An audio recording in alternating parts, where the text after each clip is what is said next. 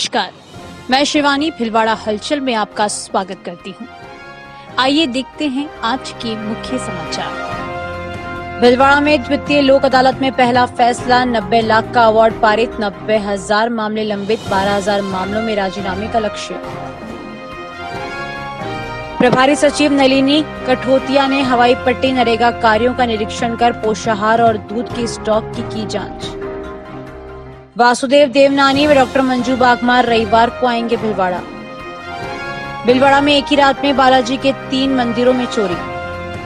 Indian medical association Rajasthan की प्रदेश स्तरीय conference राज मेडिकॉन 2024 अक्टूबर में भिलवाड़ा में। चित्तौड़ भिलवाड़ा हाईवे पर युवक को टक्कर मार पिकअप पलटी, चालक की भी मौत। जिला विधिक सेवा प्राधिकरण द्वारा द्वितीय लोक अदालत का आयोजन किया गया। इसमें 12,000 मामलों का निस्तारण राजीनामे के जरिए किया जाएगा।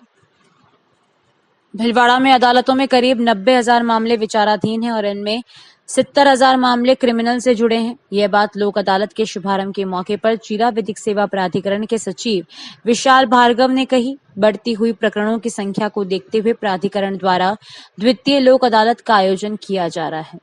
उन्होंने कहा कि राजीनामे के 18,000 प्रकरण हैं। इनमें से 12,000 प्रकरणों का राजीनामा कराने के लिए चिन्हित किया है। इसके लिए भिलवाड़ा में 24 बेंचें बनाई गई है। इन प्रकरणों में सिविल, पारिवारिक न्यायालय, MACT व बैंकों के प्रकरण शामिल है। लोक अदालत में बड़ी संख्या में पक्षकार पहुंचे। उन्होंने कहा कि हमें जो लक्ष्य मिला है उन्हें पूरा करेंगे। भार्गव ने बताया कि लोक अदालत के जरिए MACT मामले में 90 लाख का अवार्ड पारित किया गया। उन्होंने कहा कि कई परिवारों को जुड़वाने की कार्रवाई भी की गई है। उन्होंने कहा कि जनता के सहयोग से लोक अदालत को सफल बनाते हुए उन्हें फिर से आपसी सहयोग कायम करना भी मुख्य उद्देश्य है। भार्गव ने कहा कि लोक अदालत में जो राजीनामे होते हैं उनमें कोर्ट फीस वापस लौटाने का प्रावधान है एवं पक्षकारों के बीच अन्य जो मुकदमे होते हैं उनका पूर्ण निस्तारण होता है और फिर अपील नहीं की जा सकती है। विजय गढ़वाल के साथ प्रहलाद तेली की रिपोर्ट। संपूर्ण भारतवर्ष में निरंतर रूप से न्यायालयों में प्रकरणों की संख्या बढ़ रही है। इन्हीं बढ़ती हुई प्रकरणों की संख्याओं के मद्देनजर नालसा के द्वारा प्रत्येक वर्ष 4 लोक अदालतों का आयोजन किया जाता है। उसके क्रम में आज भीलवाड़ा न्याय क्षेत्र में द्वितीय राष्ट्रीय लोक अदालत का आयोजन किया जा रहा है। भीलवाड़ा के न्यायालयों में करीब 90,000 प्रकरण लंबित है, जिनमें से करीब 20,000 प्रकरण सिविल प्रकृति के हैं एवं 70,000 प्रकरण क्रिमिनल प्रकृति के हैं। प्रकरणों में हमने यहाँ पे करीब 18,000 हमारे यहाँ राजीनामा योग्य प्रकरण है, जिसमें से हमने 12,000 प्रकरणों को राजीनामा कराने के लिए आज चिन्हित किया है। इसके लिए संपूर्ण भीलवाड़ा में हमने 24 बेंचों का गठन किया है। इन मुकदमों में हमने सिविल, पारिवारिक न्यायालय, MACT के प्रकरण एवं बैंकों के प्रकरण रखे हैं और पक्षकार यहाँ काफ़ी मात्रा में उपस्थित आ रहे हैं और उम्मीद की जा रही है कि जो लक्ष्य नालसा के द्वारा हमें दिया गया है उसको हम अर्जित करेंगे। इसी के द्वारा अभी MACT के एक प्रकरण में 90 लाख का अवार्ड पारित किया गया है एवं कई परिवारों को पुनः जुड़वाने की कार्रवाई भी पारिवारिक न्यायालय में की जा रही है। उम्मीद करते हैं बार के सहयोग से, यहाँ की जनता के सहयोग से अधिकाधिक प्रकरणों का निस्तारण आज राजीनामे के माध्यम से होगा। इस लोक अदालत का सबसे मूल उद्देश्य जो है वो पक्षकारों के बीच पुनः प्रेम के संबंध स्थापित करना है। जिन प्रकरणों का राष्ट्रीय लोक अदालत में राजीनामा होता है उसमें कोर्ट फीस पुनः लौटाने का प्रावधान है। इसमें कोई अपील नहीं होती है एवं पक्षकारों के बीच अन्य जो मुकदमे होते हैं उनका भी पूर्ण रूप से निस्तारण होता है। उम्मीद करते हैं कि आज नालसा के लक्ष्य को भीलवाड़ा न्याय क्षेत्र प्राप्त करेगा। प्रभारी सचिव एवं निदेशक अल्पसंख्यक मामला नलिनी कठोतिया शनिवार सुबह से ही जिले के विभिन्न क्षेत्रों के दौरे पर रही। उन्होंने पंचायत समिति सुवाणा की ग्राम पंचायत दूडिया में जल ग्रहण विकास एवं भू संरक्षण विभाग द्वारा मुख्यमंत्री जल स्वावलंबन अभियान में विकसित किए गए चरहागा विकास कार्य का अवलोकन किया। साथ ही ग्राम पंचायत दूडिया के ग्राम जवासिया में नरेगा अंतर्गत नाड़ी निर्माण कार्यों का निरीक्षण किया। साथ ही राजकीय विद्यालय बरड़ोद में पोषाहार एवं दूध का स्टॉक जांचा। साथ ही बच्चों को अध्ययन के लिए प्रेरित किया। उन्होंने मुख्यमंत्री बजट घोषणा के अनुरूप हमीरगढ़ में फ्लाइंग ट्रेनिंग शुरू करने को लेकर अधिकारियों के साथ हमीरगढ़ हवाई पट्टी का भी निरीक्षण किया। प्रभारी सचिव ने ग्राम पंचायत तूड़िया में जल ग्रहण विकास एवं भू संरक्षण विभाग द्वारा मुख्यमंत्री जल स्वावलंबन अभियान प्रथम में विकसित किए गए चरागा विकास कार्य और अभियान के द्वितीय चरण में पौधारोपण कार्य का अवलोकन किया। उन्होंने यहां आम के पौधे का रोपण किया, चरागा में बनाए गए गैबियन स्ट्रक्चर की सराहना की और इसे बहुत ही उपयोगी बताया। सरपंच मांगीलाल गाडरी को चरागा को इसी तरह सुरक्षित रखने की बात कही। प्रभारी सचिव ने चरागाह में लगे अमरूद, आम, सीताफल, केले के पेड़ों को देख प्रशंसा जाहिर की। साथ ही solar system, drip irrigation system एवं अन्य व्यवस्थाओं को देखा और सराहना की।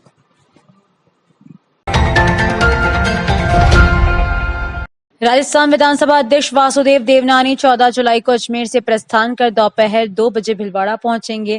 विधानसभा अध्यक्ष 14 जुलाई शनिवार को सायं 6 बजे श्री गौ सेवा मित्र मंडल एवं पर्यावरण संरक्षण चैरिटेबल ट्रस्ट द्वारा आयोजित सीएनजी एम्बुलेंस गौ सेवा रथ के शुभारंभ समारोह में भाग लेंगे। तत्पश्चात सायं 7 बजे जयपुर के लिए प्रस्थान करेंगे। वहीं सार्वजनिक निर्माण विभाग, महिला एवं बाल विकास विभाग, बाल अधिकारिता विभाग राज्य मंत्री डॉक्टर मंजू बागमार 14 जुलाई को शाहपुरा से प्रस्थान कर अपराह्न 3 बजे भीलवाड़ा पहुंचेंगी। राज्य मंत्री डॉक्टर मंजू बागमार 14 जुलाई रविवार को अपराह्न 3 बजे जिला कलेक्ट्रेट सभागार में बजट घोषणाओं की समयबद्ध कार्य योजना की बैठक लेंगी तथा एक पेड़ मां के नाम अभियान के अंतर्गत वृक्षारोपण करेंगे। तत्पश्चात सायं 6 बजे जयपुर के लिए प्रस्थान करेंगी।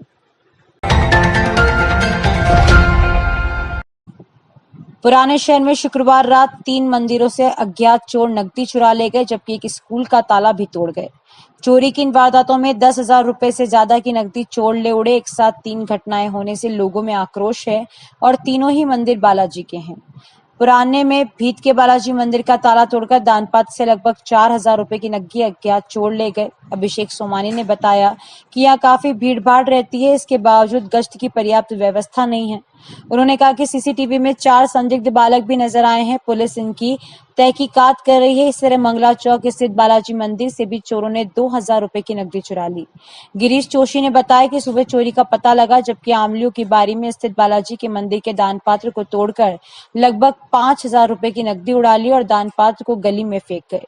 रामचरण ने बताया कि मंदिर में चोरी के अलावा पास ही स्थित स्कूल का भी ताला तोड़ गए। चोरी की इन घटनाओं से क्षेत्र के लोगों में आक्रोश है और उन्होंने गश्त बढ़ाने की मांग की है। संपत माली की report.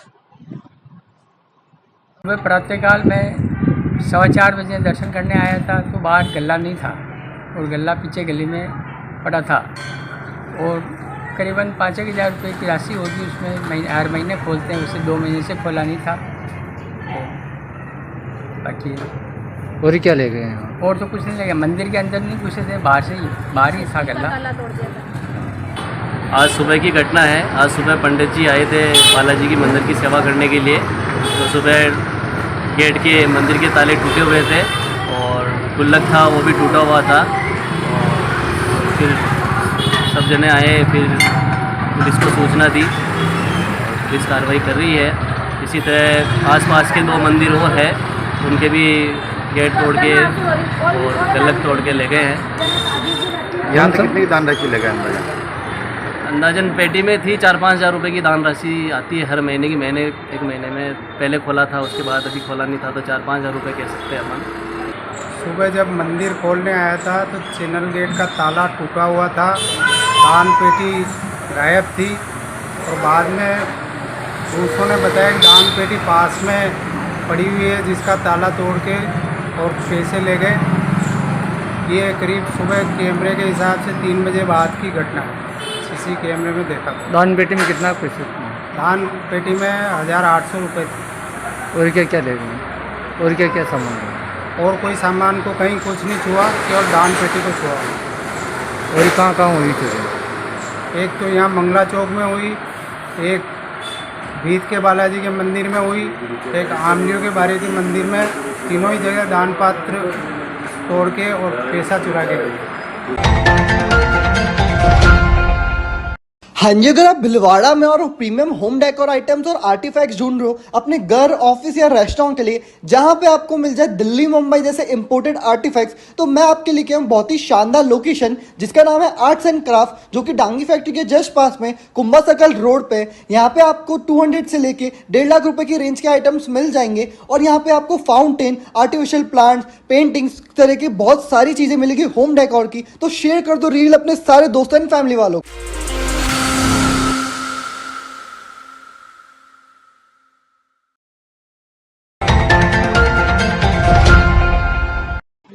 Indian medical association Rajasthan की प्रदेश कार्यकारिणी ने इस बार भिलवाड़ा में प्रदेश स्तरीय कॉन्फ्रेंस राज मेडिकोन 2024 आयोजित होने जा रही है, जो 2 दिवसीय 26 व 27 अक्टूबर को भिलवाड़ा के निजी होटल में आयोजित होगी। इसी की तैयारियों का जायजा लेने प्रदेश के आईएमए के पदाधिकारी 1 दिवसीय दौरे पर भिलवाड़ा पहुंचे। राज मेडिकोन 2024 की तैयारियों को लेकर भिलवाड़ा आईएमए हॉल में प्रेस वार्ता आयोजित हुई, जिसमें राजस्थान इंडियन मेडिकल एसोसिएशन के प्रदेशाध्यक्ष डॉक्टर रजनीश शर्मा, प्रदेश सचिव doctor Praveen Garg, doctor MP Sharma, DNK Agarwal, प्रदेश आईएमए के पूर्व अध्यक्ष डॉक्टर सुनील चुग, भिलवाड़ा आईएमए अध्यक्ष आरएस सोमानी, पूर्व अध्यक्ष डॉक्टर दुष्यंत शर्मा, सचिव डॉक्टर फरियाद मोहम्मद मौजूद रहे। इस मौके पर उमंग राज मेडिकोन 2024 के पोस्टर का विमोचन अतिथि द्वारा किया गया। इंडियन मेडिकल एसोसिएशन के प्रदेशाध्यक्ष डॉक्टर रजनीश शर्मा ने बताया कि भिलवाड़ा में 2 दिवसीय 26 व 27 अक्टूबर को राज मेडिकोन 2024 होने जा रहा है, जो भिलवाड़ा आईएमए कर रही है। इसमें मरीज को कैसे सुविधा दे सकते हैं उसके बारे में चर्चा होगी। आईएमए के राष्ट्रीय डॉक्टर आरवी अशोकन इसकी अध्यक्षता करेंगे। देश व विदेश के नामी डॉक्टर आएंगे। विभिन्न विषयों पर चर्चा होगी। भिलवाड़ा आईएमए अध्यक्ष आरएस सोमानी ने बताया कि भिलवाड़ा में अक्टूबर को 2 दिवसीय आईएमए भिलवाड़ा ब्रांच द्वारा राज मेडिकोन 2024 राजस्थान स्टेट की कॉन्फ्रेंस होने जा रही है। स्थानीय डॉक्टर के अलावा प्रदेश के सभी डॉक्टर आएंगे। कॉन्फ्रेंस में करीबन 700 डॉक्टर आएंगे। 70 विभिन्न ब्रांचों से डेलीगेट आएंगे। ब्रांच कैसे मजबूत हो सके उसके बारे में चर्चा होगी। आईएमए के राष्ट्रीय डॉक्टर आरवी अशोकन पूरी कॉन्फ्रेंस का प्रतिनिधित्व करेंगे। प्रहलाद तेली की रिपोर्ट।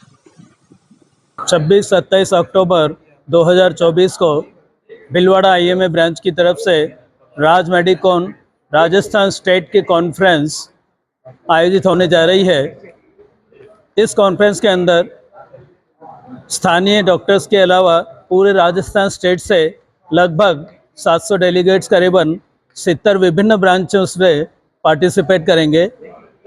विभिन्न मुद्दों पर इस पर चर्चा की जाएगी, जिसके अंदर एकेडमिकली ऐसा बताया स्पेशलिस्ट नेशनल लेवल की फैकल्टी जिसमें अपना उद्बोधन और गाइडेंस देंगे। साथ ही साथ एसोसिएशन को मजबूत करने के लिए उसकी समस्याएं बेहतर ढंग से सुलझाने के लिए डॉक्टर्स की समस्याओं को हमारे national president doctor R V Ashokan इसमें अपना पूरे कॉन्फ्रेंस का प्रतिनिधित्व करेंगे। मरीजों को कैसे बेहतर सुविधाएं दे सकें इसके बारे में चर्चा होगी।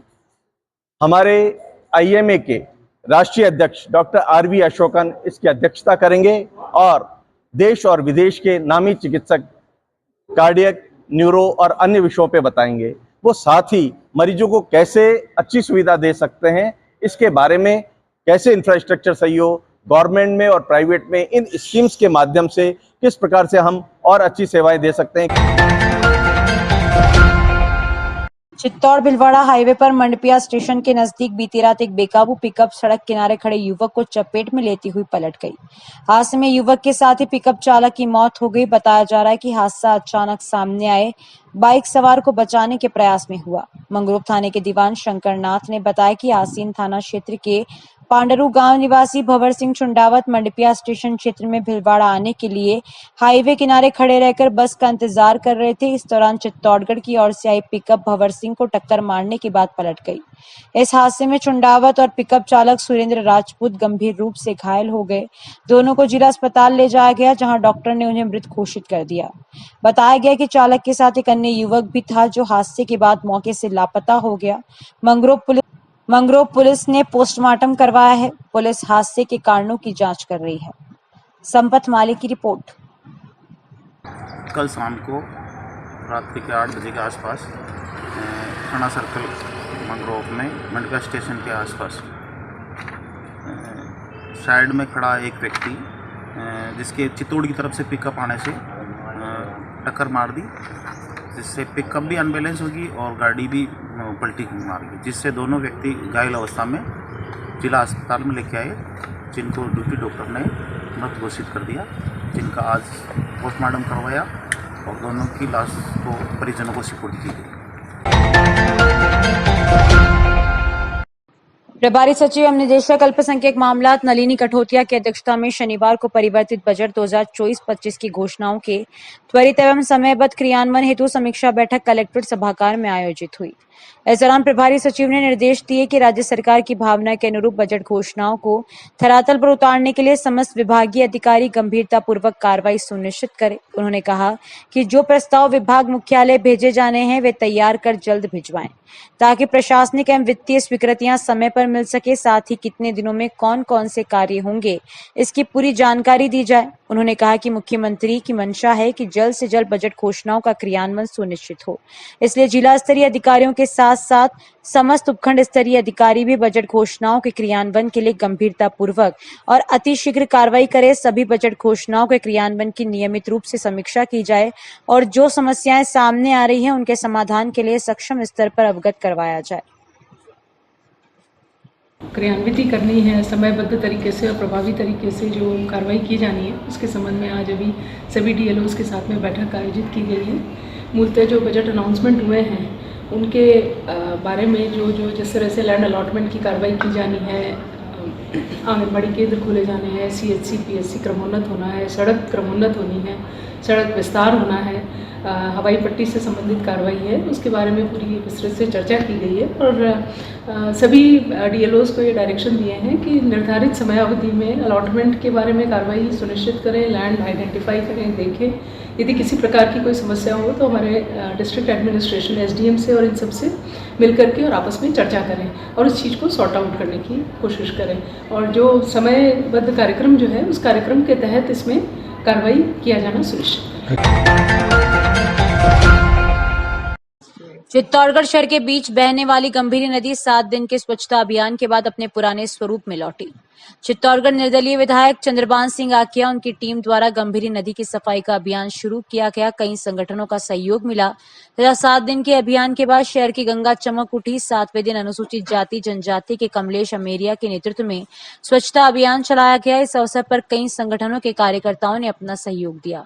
सामाजिक कार्यकर्ताओं ने गंभीरी नदी की हर वर्ष सफाई हो तथा एनीकट की ऊंचाई बढ़ाई जाए ताकि नदी में पानी बना रहे तथा नगर परिषद द्वारा हर वर्ष नदी सफाई के लिए बजट जारी किया जाए ताकि हर वर्ष सफाई हो सहित गंभीरी नदी के सौंदर्यीकरण के लिए भी सरकार से मांग की गई। राजेश जोशी की रिपोर्ट।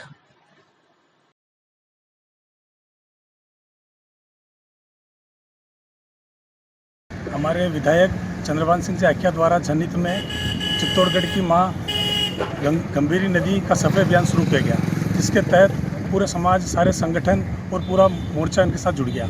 आज उसी के तहत हमारे मोर्चा द्वारा भी सफाई की गई और इतना मलबा निकाला गया कि अगर आज देखा जाए तो अगर प्रशासन भी सुध लेता या पूर्व सरकार भी अगर सुध लेती तो आज ये स्थिति नहीं होती। आज लास्ट 2016 में सफाई हुई थी, उसके बाद आज सफाई हुई है। 8 साल पहले आप भी थे जब सफाई की, उसके बाद क्या स्थिति नजर आई? उसके बाद बहुत बुरी स्थिति, यहाँ पर आप नीचे से इस जगह से निकल नहीं सकते हो, तो पूरा इतना पानी बदबू मारने लग गया था। अभी कुछ समय पहले तो सारे इसके अंदर मछलियाँ वगैरह सब मर गई थी। तभी हमारे विधायक साहब चंद्रभान जी ने मतलब जनहित में सोचा और ये सफाई अभियान शुरू। साल भर की बात करें, किस प्रकार के अभियान होते हैं यहाँ पर, किस प्रकार के धार्मिक आयोजन होते हैं? सभी तरह का है। तो जलजुलनी का अभी आने वाला है, आनंद चौदस के कार्यक्रम होते हैं, दीपदान होते हैं, यहाँ पर कई सारे कार्यक्रम होते हैं। लोगों से क्या अपील करेंगे? और हम तो सभी संस्थाओं से, सभी समाजों से अपील करना चाहेंगे कि ज़्यादा से ज़्यादा माँ गंभीरी के सफाई अभियान में अपना योगदान देवें। गंभीरी नदी की हालत पिछले 5 साल से इतनी खराब हो चुकी थी, पूरी गंदगी के अंबार थे। जिस गंभीरी नदी को हमारे धार्मिक जितने भी जो उत्सव होते हैं वो पहचान और हमारे चित्तौड़ की आस्था है इस गंभीरी नदी की, गंदगी ज़्यादा होने की वजह से इसका जो सफाई अभियान आज 7वां दिन है। हमने जितनी भी संस्थाएं थी, समाज के लोग थे, जितने भी जो धर्म प्रेमी थे जिन्होंने यहाँ के श्रमदान किया, उन्होंने अभी तक जो उनकी मेहनत थी वो अब रंग लाने लगी है। मुख्यमंत्री भजनलाल शर्मा की मंशा अनुसार जन कल्याण के लक्ष्य को पूरा करने के लिए बजट घोषणाओं से संबंधित कार्य किसी भी स्तर पर लंबित नहीं रहना चाहिए, ताकि जिले वासियों को राज्य सरकार की कल्याणकारी योजनाओं, कार्यक्रमों और नीतियों का पूरा लाभ मिल सके। ये बात जिला प्रभारी सचिव डॉक्टर जितेंद्र सोनी ने शनिवार को वित्तीय वर्ष 2024-25 की बजट घोषणाओं के क्रियान्वयन के संदर्भ में आयोजित बैठक के दौरान अधिकारियों से कही। अभी के लिए इतना ही। धन्यवाद।